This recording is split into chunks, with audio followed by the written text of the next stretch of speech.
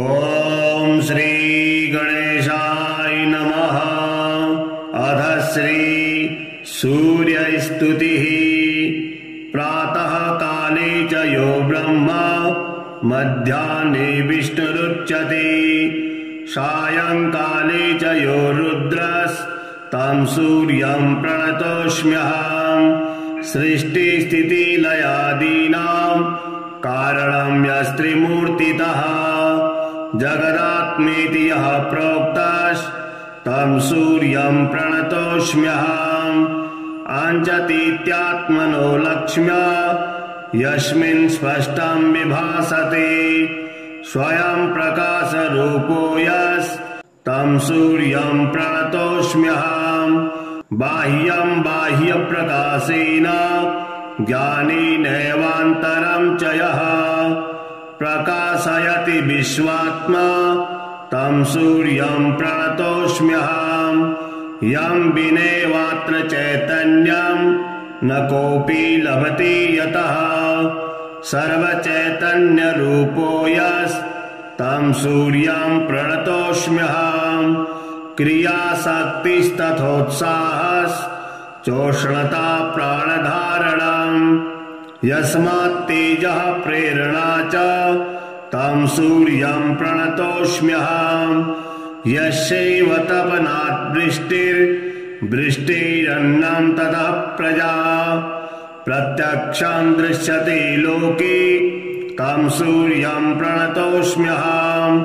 सूयतेनेन विश्वं यत् सविता तेन कथ्यते, सर्वसृष्टेः कारणं यस्तं सूर्यं प्रणतोऽस्म्यहम्। सूर्याद्भवन्ति भूतानि सूर्येण पालितानि तु, तस्मादुपनिषद्ब्रूते तं सूर्यं प्रणतोऽस्म्यहम्। यत्प्रभासान्तिदारात्रो चन्द्रे तारागणेषु च, निखिलं भाति यद्भासा तं सूर्यं प्रणतोऽस्म्यहम्। आदित्योऽसौ यतो ब्रह्मा श्रुतिर्भिर्गीयते मुहुः, एवमेवाद्वयं तस्मात् तं सूर्यं प्रणतोऽस्म्यहम्। मृत्योर्मामृतं यस्तु तमसो ज्योतिरुत्तमम्, गमयत्यशतः सच्च तं सूर्यं प्रणतोऽस्म्यहम्। य ओमेति स्वरन्नेति स सूर्य इति कथ्यते, स्वरूपं योतिषत्वेवं तं सूर्यं प्रणतोऽस्म्यहम्।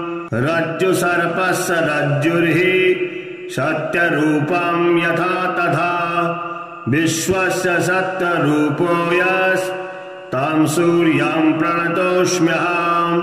यथैकस्मिन् दृश्यन्द्रत्वं यथैवाज्ञानयोगतः, यस्मिन् जीवेश्वराभासं सूर्यं प्रणतोऽस्म्यहम्। तथैव व्योम्नीलत्वं यथा नीलं मरुस्थले, यस्मिन् माया तथा मिथ्या तं सूर्यं प्रणतोऽस्म्यहम्। प्रद्योतना च खद्योतो लोकबन्धुस्त्रयी तनुः, इत्यादीनामधर्ता यस्तं सूर्यं प्रणतोऽस्म्यहम्।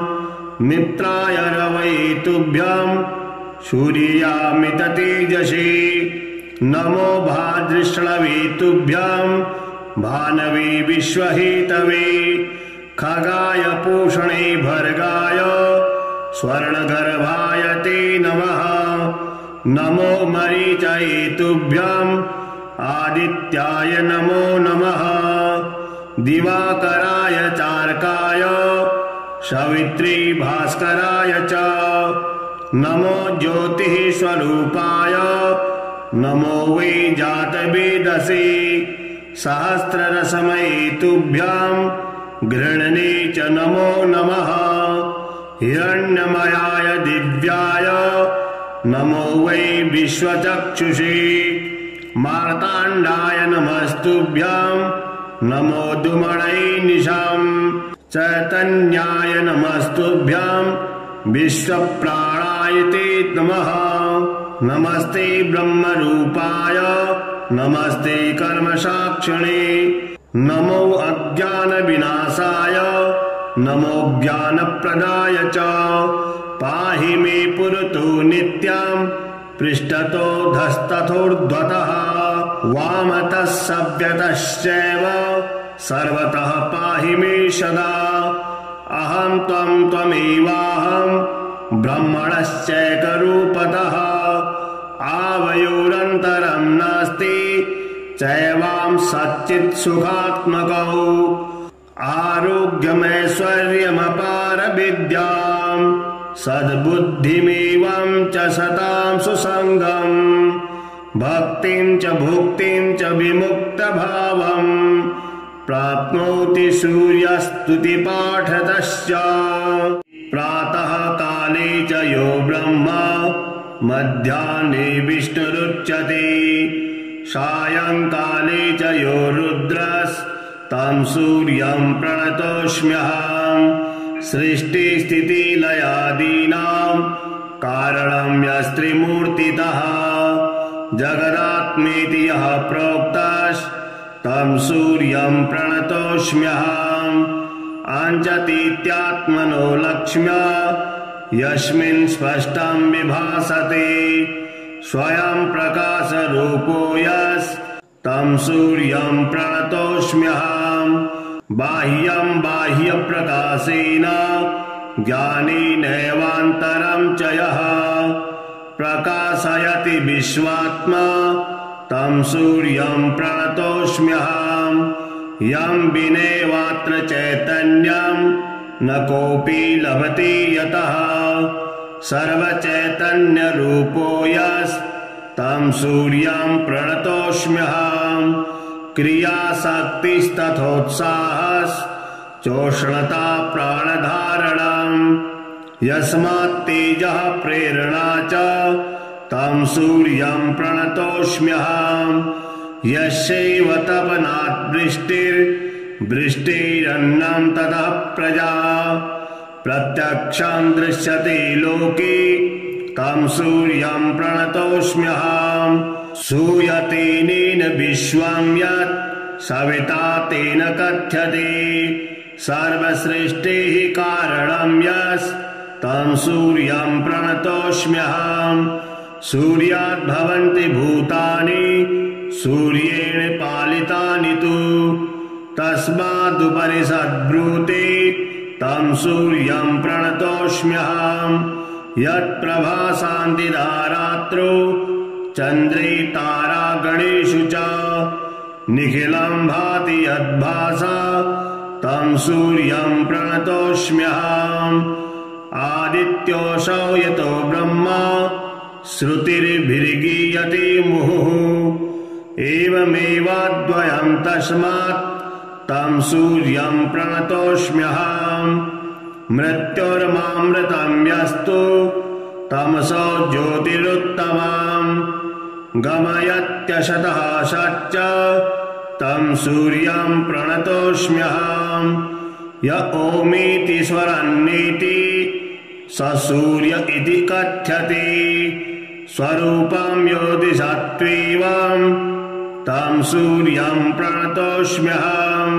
रज्जुसर्पस्य रज्जुर्हि सत्यरूपं यथा तथा विश्वस्य सत्यरूपो यस्तं सूर्यं प्रणतोऽस्म्यहम्।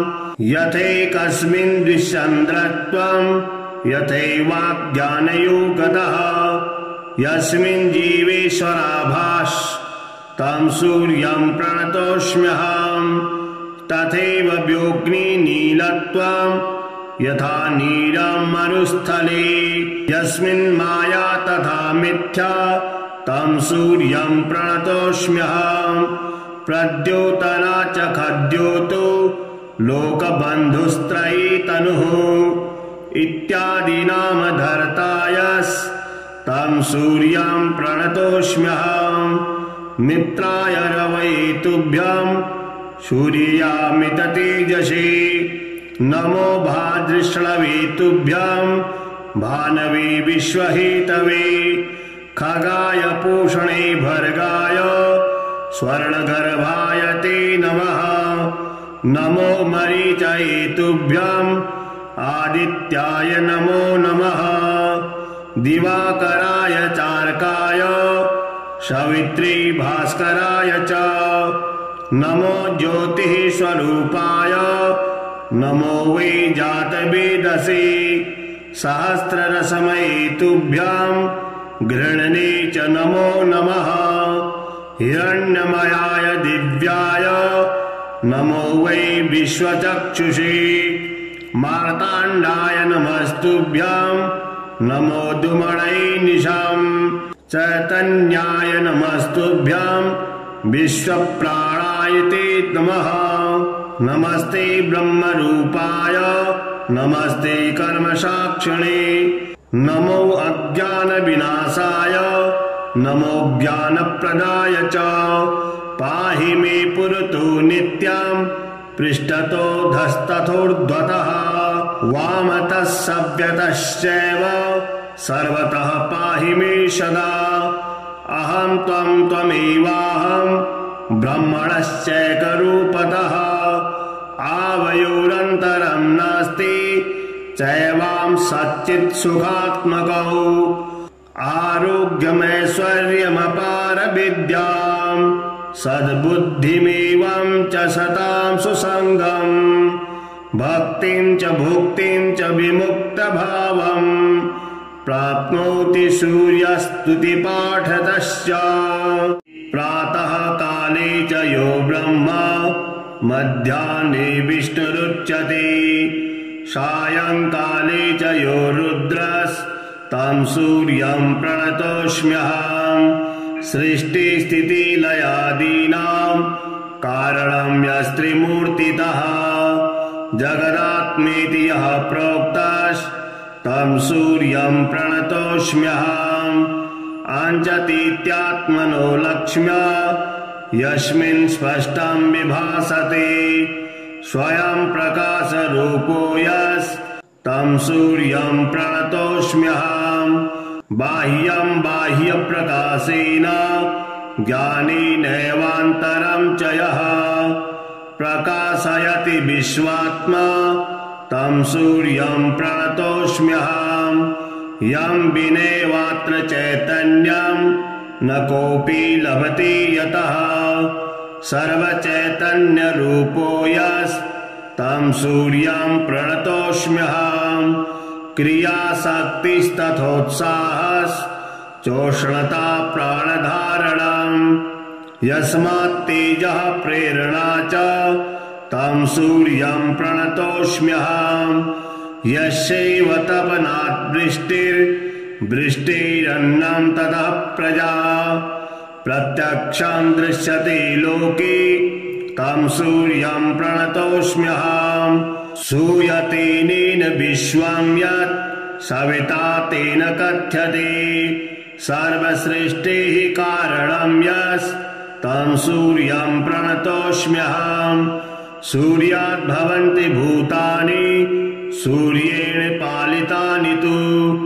तस्मादुपनिषद्ब्रूते तं सूर्यं प्रणतोऽस्म्यहम्। यत्प्रभासान्तिदारात्रो चन्द्रे तारागणेषु च निखिलं भाति यद्भासा तं सूर्यं प्रणतोऽस्म्यहम्। आदित्योऽसौ यतो ब्रह्मा श्रुतिर्भिर्गीयते मुहुः। एवमेवाद्वयं तस्मात् तं सूर्यं प्रणतोऽस्म्यहम्। मृत्योर्मामृतं यस्तु तमसो ज्योतिरुत्तमम्। गमयत्यशतः सच्च तं सूर्यं प्रणतोऽस्म्यहम्। य ओमेति स्वरन्नेति स सूर्य इति कथ्यते। स्वरूपं योतिषत्वेवं तं सूर्यं प्रणतोऽस्म्यहम्। रज्जुसर्पस्य रज्जुर्हि सत्यरूपं यथा तथा। विश्वस्य सत्यरूपो यस्तं सूर्यं प्रणतोऽस्म्यहम्। यथैकस्मिन् द्विचन्द्रत्वं यथैवाज्ञानयोगतः यस्मिन् जीवेश्वराभास् तं सूर्यं प्रणतोऽस्म्यहम् तथैव व्योम्नि नीलत्वं यथा नीलं मरुस्थले यस्मिन् माया तथा मिथ्या तं सूर्यं प्रणतोऽस्म्यहम् प्रद्योतना च खद्योतो लोकबन्धुस्त्रयी तनुः इत्यादि नामधर्तायस् तं सूर्यं प्रणतोऽस्म्यहम् मित्राय रवये तुभ्यं सूर्यामित तेजसे नमो भाद्रश्रवे तुभ्यं भानवे विश्वहेतवे खगाय पूषणे भर्गाय स्वर्णगर्भाय ते नमः नमो मरीचये तुभ्यं आदित्याय नमो नमः दिवाकराय चार्काय सवित्री भास्कराय च नमो ज्योतिः स्वरूपाय नमो वै जातवेदसे सहस्ररसमये तुभ्यं गृह्णने च नमो नमः हिरण्यमयाय दिव्याय नमो वै विश्वचक्षुषे मार्ताण्डाय नमस्तुभ्यं नमो दुमणै निशाम् चैतन्याय नमस्तुभ्यं विश्वप्राणाय ते नमः नमस्ते ब्रह्मरूपाय नमस्ते कर्मसाक्षिणे नमो अज्ञानविनाशाय नमो ज्ञानप्रदाय च पाहि मे पुरतो नित्यं पृष्ठतो धस्तथोर्ध्वतः वामतः सव्यतश्चैव सर्वतः पाहि मे सदा अहं त्वं त्वमेवाहं ब्रह्मणश्चैकरूपतः आवयोरन्तरं नास्ति चैवां सच्चित् सुखात्मकौ आरोग्यमैश्वर्यमपारविद्यां सद्बुद्धिमेवं च सतां सुसङ्गं भक्तिं च भुक्तिं च विमुक्तभावं प्राप्नोति सूर्यस्तुतिपाठतश्च प्रातः काले च यो ब्रह्मा मध्याह्ने विष्णुरुच्यते सायंकाले च यो रुद्रस्तं सूर्यं प्रणतोऽस्म्यहम् सृष्टिस्थितिलयादीनां कारणं यस्त्रिमूर्तितः जगदात्मेति यः प्रोक्तस्तं सूर्यं प्रणतोऽस्म्यहम् अञ्जतीत्यात्मनो लक्ष्म्या यस्मिन् स्पष्टं विभासते स्वयं प्रकाशरूपो यस्तं सूर्यं प्रणतोऽस्म्यहम् बाह्यं बाह्यप्रकाशेन ज्ञानेनैवान्तरं च यः प्रकाशयति विश्वात्मा तं सूर्यं प्रणतोऽस्म्यहम् यं विनैवात्र चैतन्यं न कोऽपि लभते यतः सर्वचैतन्यरूपो यस्तं सूर्यं प्रणतोऽस्म्यहम् क्रियाशक्तिस्तथोत्साहश्चोष्णता प्राणधारणम् यस्मात्तेजः प्रेरणा च तं सूर्यं प्रणतोऽस्म्यहम् यस्यैव तपनात् वृष्टिरन्नं ततः प्रजा प्रत्यक्षं दृश्यते लोके तं सूर्यं प्रणतोऽस्म्यहम् सूयतेनेन विश्वं यत् सविता तेन कथ्यते सर्वसृष्टेः कारणं यस्तं सूर्यं प्रणतोऽस्म्यहम् सूर्याद्भवन्ति भूतानि सूर्येण पालितानि तु तस्मादुपनिषद्ब्रूते तं सूर्यं प्रणतोऽस्म्यहम् यत्प्रभासान्तिदारात्रो चन्द्रे तारागणेषु च निखिलं भाति यद्भासा तं सूर्यं प्रणतोऽस्म्यहम् आदित्योऽसौ यतो ब्रह्मा श्रुतिर्भिर्गीयते मुहुः एवमेवाद्वयं तस्मात् तं सूर्यं प्रणतोऽस्म्यहम् मृत्युर्मामृतं यस्तु तमसो ज्योतिरुत्तमम् गमयत्यशतः सच्च तं सूर्यं प्रणतोऽस्म्यहम् य ओमीति स्वरन्नीति स सूर्य इति कथ्यते स्वरूपं योति सत्त्वं तं सूर्यं प्रणतोऽस्म्यहम् रज्जुसर्पस्य रज्जुर्हि सत्यरूपं यथा तथा विश्वस्य सत्यरूपो यस्तं सूर्यं प्रणतोऽस्म्यहम् यथैकस्मिन् द्विचन्द्रत्वं यथैवाज्ञानयोगतः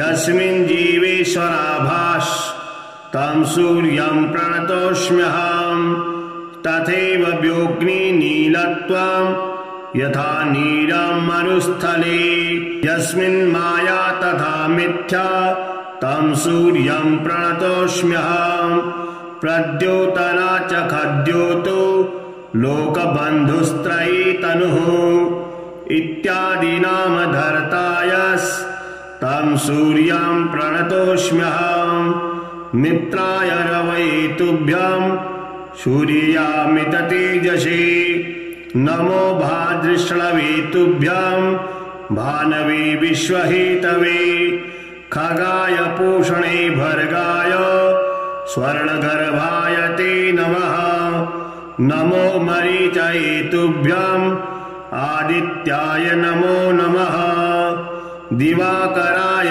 चार्काय सवित्री भास्कराय च नमो ज्योतिः स्वरूपाय नमो वै जातवेदसे सहस्ररसमये तुभ्यं गृह्णने च नमो नमः हिरण्यमयाय दिव्याय नमो वै विश्वचक्षुषे मार्ताण्डाय नमस्तुभ्यं नमो दुमणये निशाम् चैतन्याय नमस्तुभ्यं विश्वप्राणाय ते नमः नमस्ते ब्रह्मरूपाय नमस्ते कर्मसाक्षिणे नमो अज्ञानविनाशाय नमो ज्ञानप्रदाय च पाहि मे पुरतो नित्यं पृष्ठतो धस्तथोर्ध्वतः वामतः सव्यतश्चैव सर्वतः पाहि मे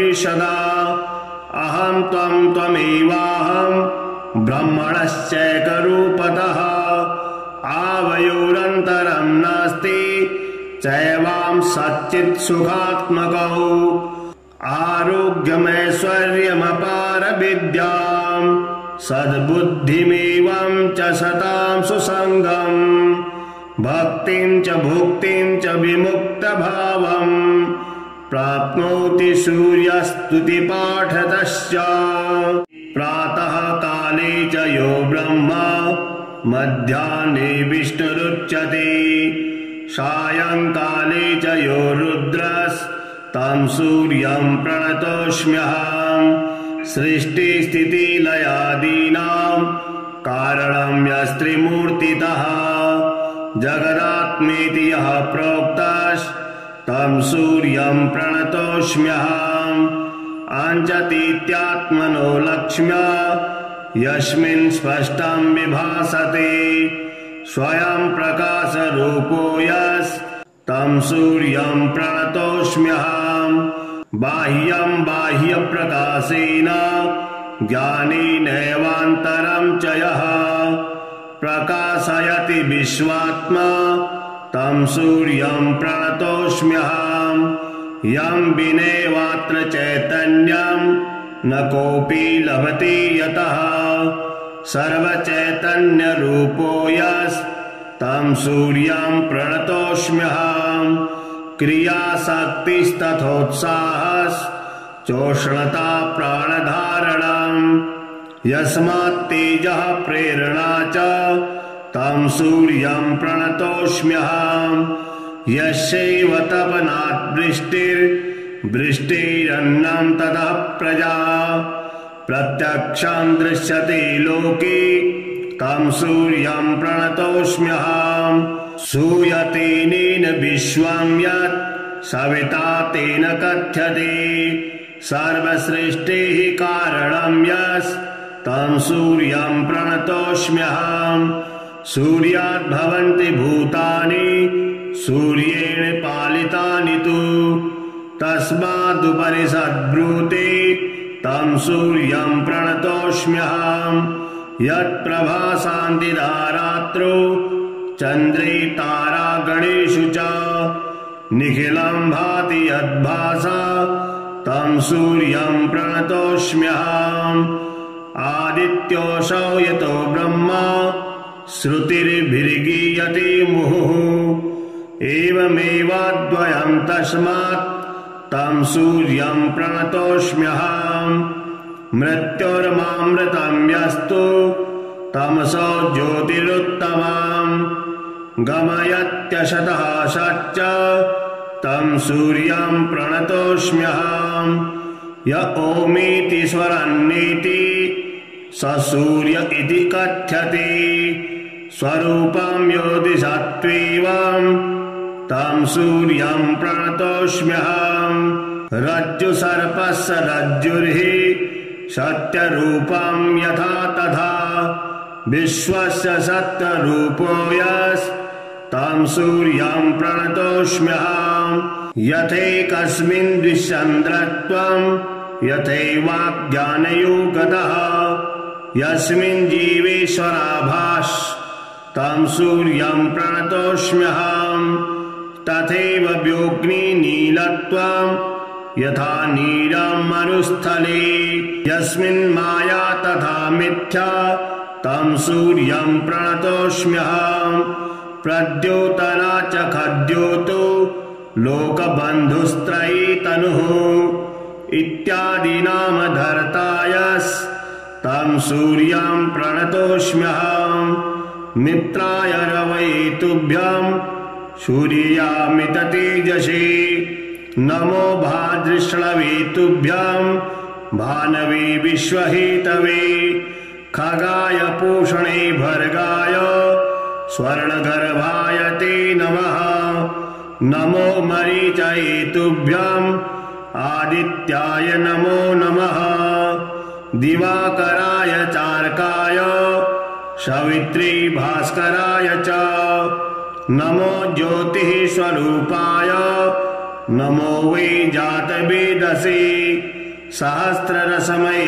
तुभ्यं गृह्णने च नमो नमः हिरण्यमयाय दिव्याय नमो वै विश्वचक्षुषे मार्ताण्डाय नमस्तुभ्यं नमो दुमणये निशम् चैतन्याय नमस्तुभ्यं विश्वप्राणाय ते नमः नमस्ते ब्रह्मरूपाय नमस्ते कर्मसाक्षिणे नमो अज्ञानविनाशाय नमो ज्ञानप्रदाय च पाहि मे पुरतो नित्यं पृष्ठतो धस्तथोर्ध्वतः वामतः सव्यतश्चैव सर्वतः पाहि मे सदा अहं त्वं त्वमेवाहं ब्रह्मणश्चैकरूपतः आवयोरन्तरं नास्ति चैवां सच्चित् सुखात्मकौ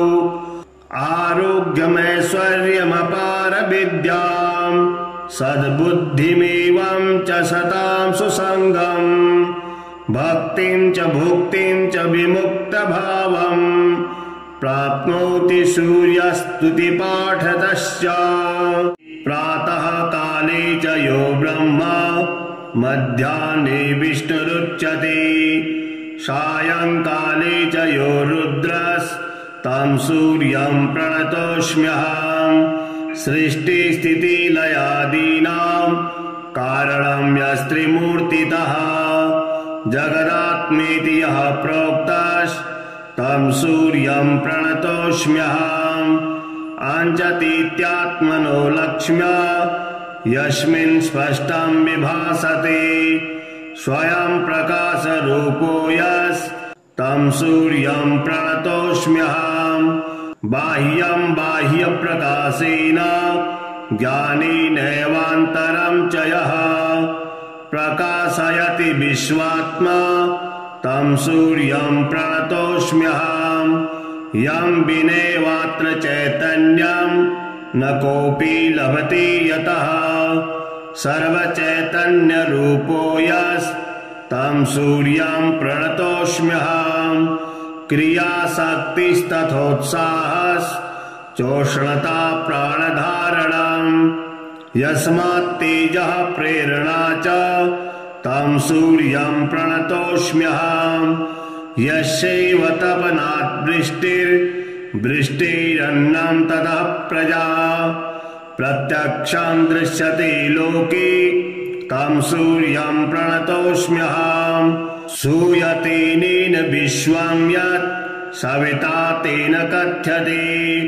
सर्वसृष्टेः कारणं यस्तं सूर्यं प्रणतोऽस्म्यहम् सूर्यात् भवन्ति भूतानि सूर्येण पालितानि तु तस्मादुपनिषद्ब्रूते तं सूर्यं प्रणतोऽस्म्यहम् यत्प्रभासान्तिदारात्रो चन्द्रे तारागणेषु च निखिलं भाति यद्भासा तं सूर्यं प्रणतोऽस्म्यहम् आदित्योऽसौ यतो ब्रह्मा श्रुतिर्भिर्गीयते मुहुः एवमेवाद्वयं तस्मात् तं सूर्यं प्रणतोऽस्म्यहम् मृत्योर्मामृतं यस्तु तमसो ज्योतिरुत्तमम् गमयत्यशतः सच्च तं सूर्यं प्रणतोऽस्म्यहम्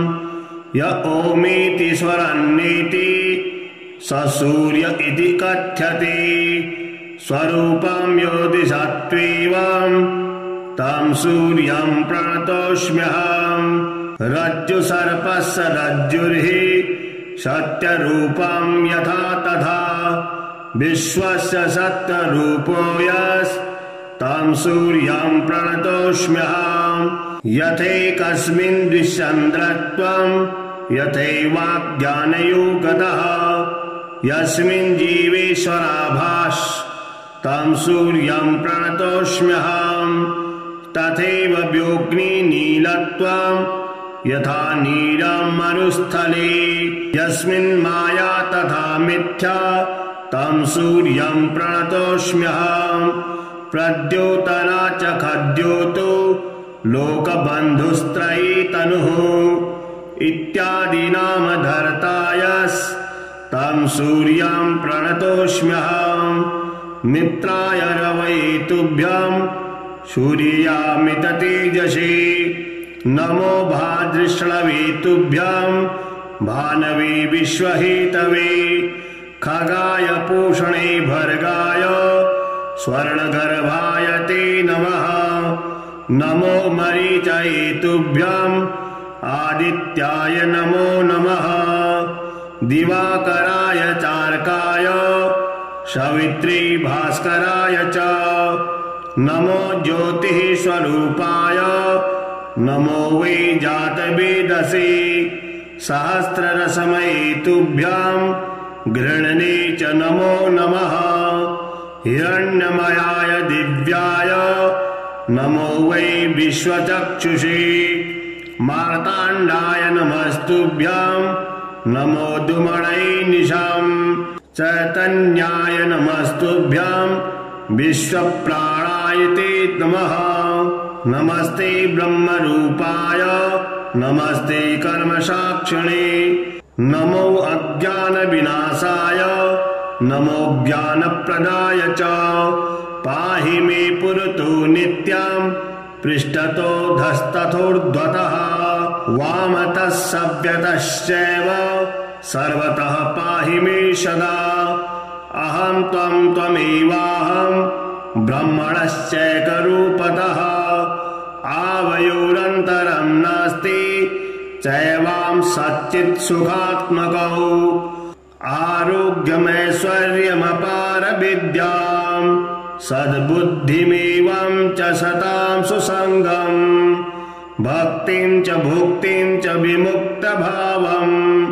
प्राप्नोति सूर्यस्तुतिपाठतश्च प्रातः काले च यो ब्रह्मा मध्याह्ने विष्णुरुच्यते सायंकाले च यो रुद्रस्तं सूर्यं प्रणतोऽस्म्यहम् सृष्टिस्थितिलयादीनां कारणं यस्त्रिमूर्तितः जगदात्मेति यः प्रोक्तस्तं सूर्यं प्रणतोऽस्म्यहम् अञ्जतीत्यात्मनो लक्ष्म्या यस्मिन् स्पष्टं विभासते स्वयं प्रकाशरूपो यस्तं सूर्यं प्रणतोऽस्म्यहम् बाह्यं बाह्यप्रकाशेन ज्ञानेनैवान्तरं च यः प्रकाशयति विश्वात्मा तं सूर्यं प्रणतोऽस्म्यहम् यं विनैवात्र चैतन्यं न कोऽपि लभते यतः सर्वचैतन्यरूपो यस्तं सूर्यं प्रणतोऽस्म्यहम् क्रियाशक्तिस्तथोत्साहश्चोष्णता प्राणधारणम् यस्मात् तेजः प्रेरणा च तं सूर्यं प्रणतोऽस्म्यहम् यस्यैव तपनात् वृष्टिरन्नं ततः प्रजा प्रत्यक्षं दृश्यते लोके तं सूर्यं प्रणतोऽस्म्यहम् सूयतेनेन विश्वं यत् सविता तेन कथ्यते सर्वसृष्टेः कारणं यस्तं सूर्यं प्रणतोऽस्म्यहम् सूर्यात् भवन्ति भूतानि सूर्येण पालितानि तु तस्मादुपनिषद्ब्रूते तं सूर्यं प्रणतोऽस्म्यहम् यत्प्रभासान्तिदारात्रो चन्द्रे तारागणेषु च निखिलं भाति यद्भासा तं सूर्यं प्रणतोऽस्म्यहम् आदित्योऽसौ यतो ब्रह्मा श्रुतिर्भिर्गीयते मुहुः एवमेवाद्वयं तस्मात् तं सूर्यं प्रणतोऽस्म्यहम् मृत्योर्मामृतं यस्तु तमसो ज्योतिरुत्तमम् गमयत्यशतः सच्च तं सूर्यं प्रणतोऽस्म्यहम् य ओमीति स्वरन्नेति स सूर्य इति कथ्यते स्वरूपं योतिषत्वेवं तं सूर्यं प्रणतोऽस्म्यहम् रज्जुसर्पस्य रज्जुर्हि सत्यरूपं यथा तथा विश्वस्य सत्यरूपो यस्तं सूर्यं प्रणतोऽस्म्यहम् यथैकस्मिन् द्विचन्द्रत्वं यथैवाज्ञानयोगतः यस्मिन् जीवेश्वराभासं सूर्यं प्रणतोऽस्म्यहम् तथैव व्योऽग्निनीलत्वं यथा नीलं मरुस्थले यस्मिन् माया तथा मिथ्या तं सूर्यं प्रणतोऽस्म्यहम् प्रद्योतना च खद्योतो लोकबन्धुस्त्रयी तनुः इत्यादीनामधर्ता यस्तं सूर्यं प्रणतोऽस्म्यहम् मित्राय रवये तुभ्यं सूर्यामित तेजसे नमो भाद्रश्रवे तुभ्यं भानवे विश्वहेतवे खगाय पूषणे भर्गाय स्वर्णगर्भाय ते नमः नमो मरीचये तुभ्यं आदित्याय नमो नमः दिवाकराय चार्काय सवित्री भास्कराय च नमो ज्योतिः स्वरूपाय नमो वै जातवेदसे सहस्ररसमये तुभ्यं गृह्णने च नमो नमः हिरण्यमयाय दिव्याय नमो वै विश्वचक्षुषे मार्ताण्डाय नमस्तुभ्यं नमो दुमणै निशाम् चैतन्याय नमस्तुभ्यं विश्वप्राणाय ब्रह्मायते नमः। नमस्ते ब्रह्मरूपाय नमस्ते कर्मसाक्षिणे। नमो अज्ञानविनाशाय नमो ज्ञानप्रदाय च। पाहि मे पुरतो नित्यं पृष्ठतो धस्तथोर्ध्वतः। वामतः सव्यतश्चैव सर्वतः पाहि मे सदा। अहं त्वं त्वमेवाहं ब्रह्मणश्चैकरूपतः। आवयोरन्तरं नास्ति चैवां सच्चित् सुखात्मकौ।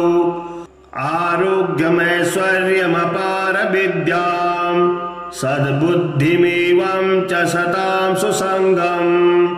भक्तिं च भुक्तिं च विमुक्तभावं प्राप्नोति सूर्यस्तुतिपाठतश्च।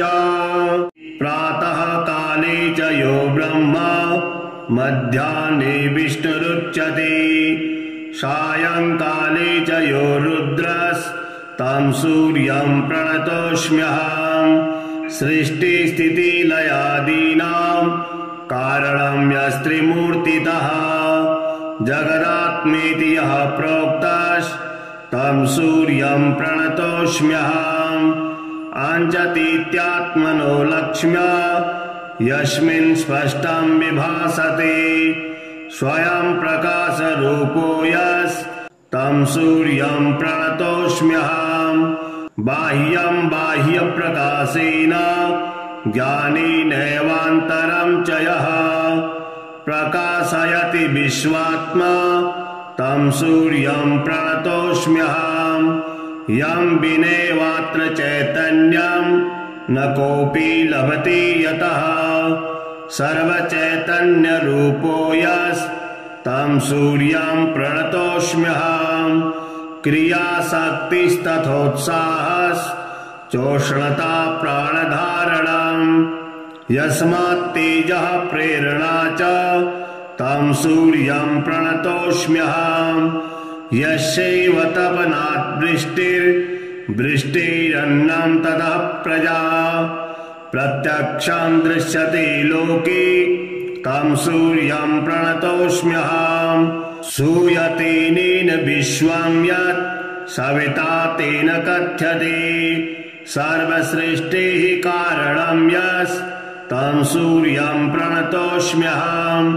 सूर्यात् भवन्ति भूतानि सूर्येण पालितानि तु। तस्मादुपनिषद्ब्रूते तं सूर्यं प्रणतोऽस्म्यहम्। यत्प्रभासान्तिदारात्रो चन्द्रे तारागणेषु च निखिलं भाति यद्भासा तं सूर्यं प्रणतोऽस्म्यहम्। आदित्योऽसौ यतो ब्रह्मा श्रुतिर्भिर्गीयते मुहुः। एवमेवाद्वयं तस्मात् तं सूर्यं प्रणतोऽस्म्यहम्। मृत्योर्मामृतं यस्तु तमसो ज्योतिरुत्तमम्। गमयत्यशतः सच्च तं सूर्यं प्रणतोऽस्म्यहम्। य ओमीति स्वरन्नेति स सूर्य इति कथ्यते। स्वरूपं योतिषत्वेवं तं सूर्यं प्रणतोऽस्म्यहम्। रज्जुसर्पस्य रज्जुर्हि सत्यरूपं यथा तथा विश्वस्य सत्यरूपो यस्तं सूर्यं प्रणतोऽस्म्यहम्। यथैकस्मिन् द्विचन्द्रत्वं यथैवाज्ञानयोगतः यस्मिन् जीवेश्वराभासं सूर्यं प्रणतोऽस्म्यहम्। तथैव व्योऽग्निनीलत्वं यथा नीलं मरुस्थले यस्मिन् माया तथा मिथ्या तं सूर्यं प्रणतोऽस्म्यहम्। प्रद्योतना च खद्योतो लोकबन्धुस्त्रयी तनुः इत्यादीनामधर्ता यस्तं सूर्यं प्रणतोऽस्म्यहम्।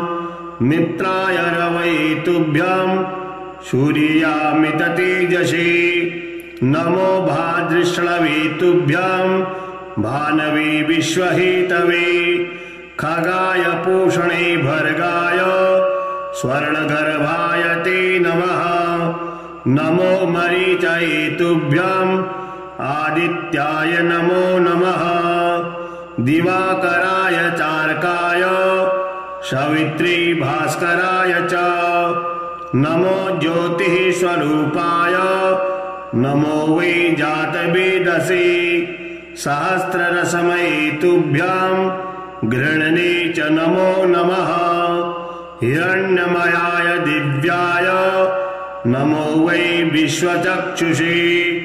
मार्ताण्डाय नमस्तुभ्याम् नमो दुमणै निशाम्। चैतन्याय नमस्तुभ्याम् विश्वप्राणाय ते नमः। नमस्ते ब्रह्मरूपाय नमस्ते कर्मसाक्षिणे। नमो अज्ञानविनाशाय नमो ज्ञानप्रदाय च। पाहि मे पुरतो नित्यम् पृष्ठतो धस्तथोर्ध्वतः। वामतः सव्यतश्चैव सर्वतः पाहि मे सदा। अहं त्वं त्वमेवाहं ब्रह्मणश्चैकरूपतः। आवयोरन्तरं नास्ति चैवां सच्चित् सुखात्मकौ। आरोग्यमैश्वर्यमपारविद्यां सद्बुद्धिमेवं च सतां सुसङ्गम्। भक्तिं च भुक्तिं च विमुक्तभावम् प्राप्नोति सूर्यस्तुतिपाठतश्च। प्रातः काले च यो ब्रह्मा मध्याह्ने विष्णुरुच्यते। सायंकाले च यो रुद्रस्तं सूर्यं प्रणतोऽस्म्यहम्। सृष्टिस्थितिलयादीनां कारणं यस्त्रिमूर्तितः। जगदात्मेति यः प्रोक्तस्तं सूर्यं प्रणतोऽस्म्यहम्। अञ्जतीत्यात्मनो लक्ष्म्या यस्मिन् स्पष्टं विभासते। स्वयं प्रकाशरूपो यस्तं सूर्यं प्रणतोऽस्म्यहम्। बाह्यं बाह्यप्रकाशेन ज्ञानेनैवान्तरं च यः प्रकाशयति विश्वात्मा तं सूर्यं प्रणतोऽस्म्यहम्।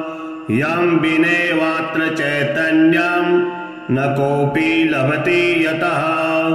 सर्वचैतन्यरूपो यस्तं सूर्यं प्रणतोऽस्म्यहम्। क्रियाशक्तिस्तथोत्साहश्चोष्णता प्राणधारणम्। यस्मात्तेजः प्रेरणा च तं सूर्यं प्रणतोऽस्म्यहम्। यस्यैव तपनात् वृष्टिरन्नं ततः प्रजा। प्रत्यक्षं दृश्यते लोके तं सूर्यं प्रणतोऽस्म्यहम्। सूयतेनेन विश्वं यत् सविता तेन कथ्यते। सर्वसृष्टेः कारणं यस्तं सूर्यं प्रणतोऽस्म्यहम्। सूर्यात् भवन्ति भूतानि सूर्येण पालितानि तु। तस्मादुपनिषद्ब्रूते तं सूर्यं प्रणतोऽस्म्यहम्। यत्प्रभासान्तिदारात्रो चन्द्रे तारागणेषु च निखिलं भाति यद्भासा तं सूर्यं प्रणतोऽस्म्यहम्। आदित्योऽसौ यतो ब्रह्मा श्रुतिर्भिर्गीयते मुहुः। एवमेवाद्वयं तस्मात् तं सूर्यं प्रणतोऽस्म्यहम्। मृत्युर्मामृतं यस्तु तमसो ज्योतिरुत्तमम्। गमयत्यशतः सच्च तं सूर्यं प्रणतोऽस्म्यहम्। य ओमीति स्वरन्नेति स सूर्य इति कथ्यते। स्वरूपं योतिषत्वेवं तं सूर्यं प्रणतोऽस्म्यहम्। रज्जुसर्पस्य रज्जुर्हि सत्यरूपं यथा तथा। विश्वस्य सत्यरूपो यस्तं सूर्यं प्रणतोऽस्म्यहम्। यथैकस्मिन् द्विचन्द्रत्वं यथैवाज्ञानयोगतः यस्मिन् जीवेश्वराभास तं सूर्यं प्रणतोऽस्म्यहं तथैव व्योम्नि नीलत्वं यथा नीलं मरुस्थले यस्मिन् माया तथा मिथ्या तं सूर्यं प्रणतोऽस्म्यहं प्रद्योतना च खद्योतो लोकबन्धुस्त्रयी तनुः इत्यादि नाम धर्तायस् तं सूर्यं प्रणतोऽस्म्यहं मित्राय रवये तुभ्यं सूर्यामित तेजसे नमो भाद्रश्रवे तुभ्यं भानवे विश्वहेतवे खगाय पूषणे भर्गाय स्वर्णगर्भाय ते नमः नमो मरीचये तुभ्यं आदित्याय नमो नमः दिवाकराय चार्काय सवित्रे भास्कराय च नमो ज्योतिः स्वरूपाय नमो वै जातवेदसे सहस्ररसमये तुभ्यं गृह्णने च नमो नमः हिरण्यमयाय दिव्याय नमो वै विश्वचक्षुषे मार्ताण्डाय नमस्तुभ्यं नमो दुमणै निशं चैतन्याय नमस्तुभ्यं विश्वप्राणाय ते नमः नमस्ते ब्रह्मरूपाय नमस्ते कर्मसाक्षिणे नमो अज्ञानविनाशाय नमो ज्ञानप्रदाय च पाहि मे पुरतो नित्यं पृष्ठतो धस्तथोर्ध्वतः वामतः सव्यतश्चैव सर्वतः पाहि मे सदा अहं त्वं त्वमेवाहं ब्रह्मणश्चैकरूपतः आवयोरन्तरं नास्ति चैवां सच्चित् सुखात्मकौ आरोग्यमैश्वर्यमपारविद्यां सद्बुद्धिमेवं च सतां सुसङ्गं भक्तिं च भुक्तिं च विमुक्तभावं प्राप्नोति सूर्यस्तुतिपाठतश्च।